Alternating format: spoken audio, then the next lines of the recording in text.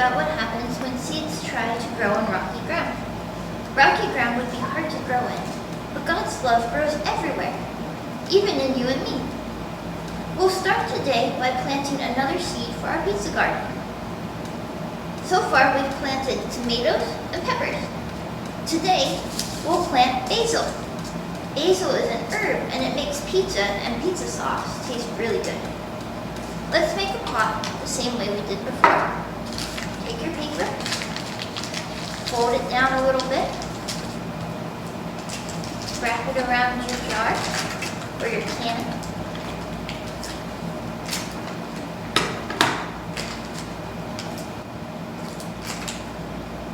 Tape it up really well, and then fold in the sides. 1, 2, 3, 4. And then 1 or 2 more pieces of tape to make sure it's good and secure. Then you can twiddle your jar, and there's pot number 3. Just like last time, we'll put some soil in it.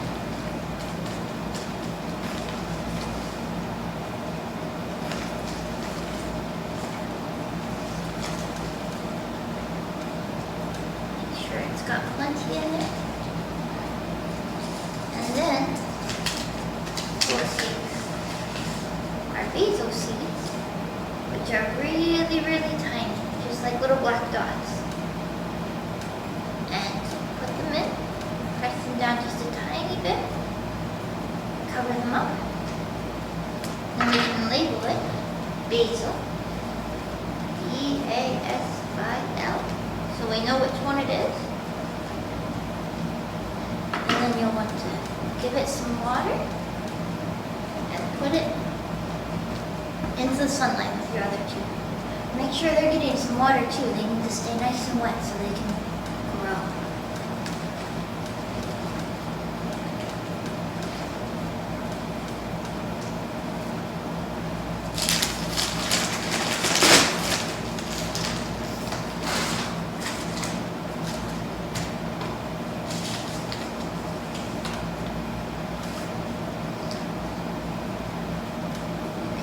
Now we've learned that rocky soil isn't good for plants, but what do plants need to grow?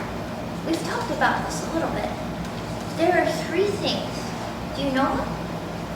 Water, soil, and sun. Different plants need different amounts. Plants can get water from rain, but we can also help them out by watering. Plants, we can gather water too, in rain barrels, for when it gets dry. Soil is different from place to place too. In some places, like in our story, it's very rocky. Sometimes people have to pick the rocks out when they plant. Some soil is sandy, and some is rich and dark. Soil near rivers and streams is sometimes very fine and smooth, and we say it's silty. Different plants need different types of soil, and people add things like fertilizer, plant food, and compost, or even worms, to make the soil better for what they want to grow. Some plants love sun and need a lot of it. Others, while they still need sunlight, are more delicate and do better when they're mostly in the shade. If plants start growing inside, like your pizza garden, they need to be introduced to the sun slowly, set outside for a short time at first, and then longer and longer. Otherwise, they might sunburn, just like you. Just like people, every plant is one of a kind, needing just a little different combination of good things to grow. Let's draw an outline of a plant that grows well where we live, and show the things that it needs to grow. I'm going to draw a tomato plant, but you can draw anything that you like.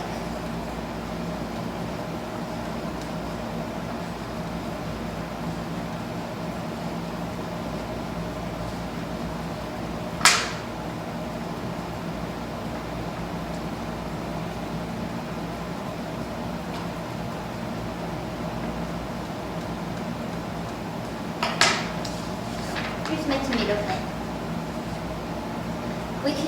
Now let's draw what it needs to grow. We can show light through the sun, or through a bright blue sky. We can show dirt through squiggly lines. And we can show water through a watering can or big drops of rain.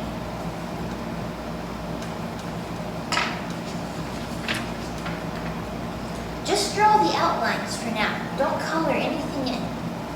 You can take a few minutes to draw. Your drawing's already one of a kind, but let's add something else. Let's use a technique called rubbing to color the drawing in. Rubbing just means we'll place your paper over something with texture, bumps of some kind, like this basket or even the wall. And then we'll rub the crayon over the part of the picture that we want to have the texture. You'll see bumps on your picture.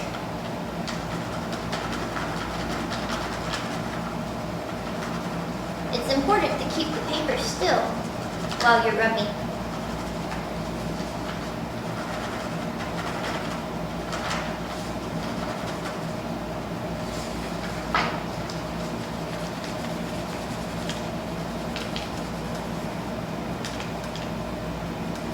Have fun and see what interesting textures you can find.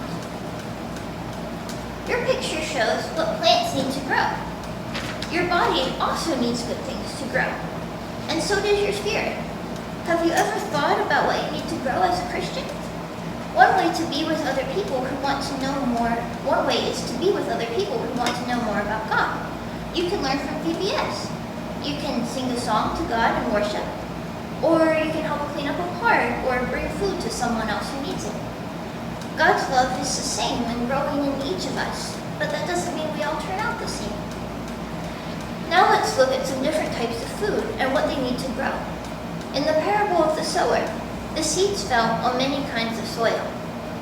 We learned that not all seeds grow well in the same kind of soil, or temperature, or amount of sunlight, or amount of water. Let's look at some food that grows in different places around the world. Here's a map of the world. We live right about here.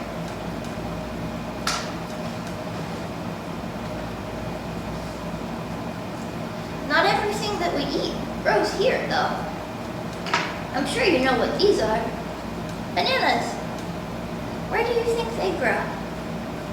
Bananas like warm weather. They don't grow in places that gets cold and snowy like it does here. Bananas grow in many places around the world. But most of the bananas that we eat come from here, Central America.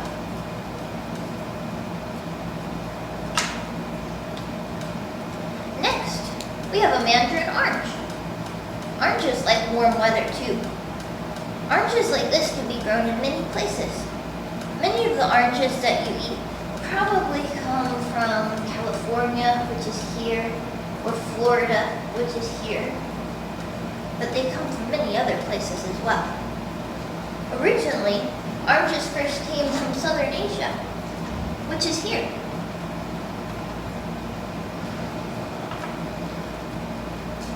Here's something a little different. Do you know what these are? These are dates.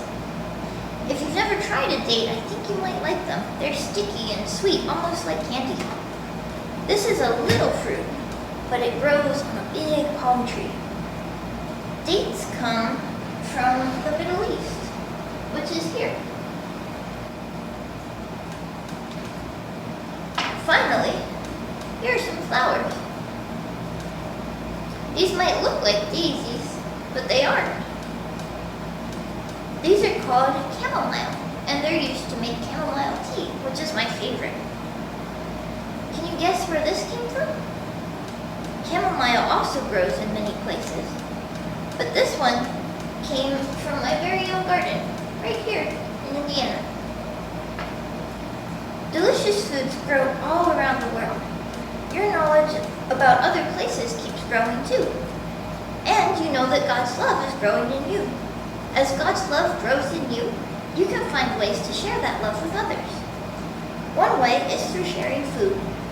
In every one of the countries and places on this map, there are people who have more than enough food and people who don't have enough. In our community, there are places who help people who are hungry. We can help by donating food, not wasting food, and even praying for people in our communities who are hungry. What are some other ways that you can share God's love that is growing in you? Maybe you can help clean up garbage outside. Or you can think of ways to reuse and recycle instead of throwing things away. Being kind to people, encouraging them, and making them smile is great too. Here's an idea for something that you can do on your own to celebrate God's love growing in you. Look around your house and find things that you can reuse to create new instruments. A box and some rubber bands can make a harp or a guitar.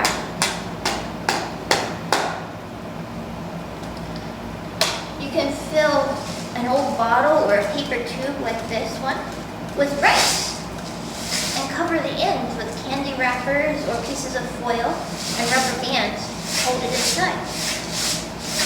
That makes the rain stick or a paper.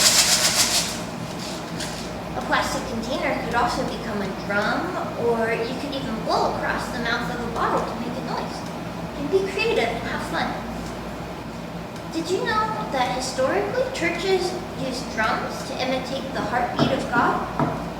And instruments including wind, like a pipe organ, to make sounds as a reminder of the Holy Spirit, the breath of God.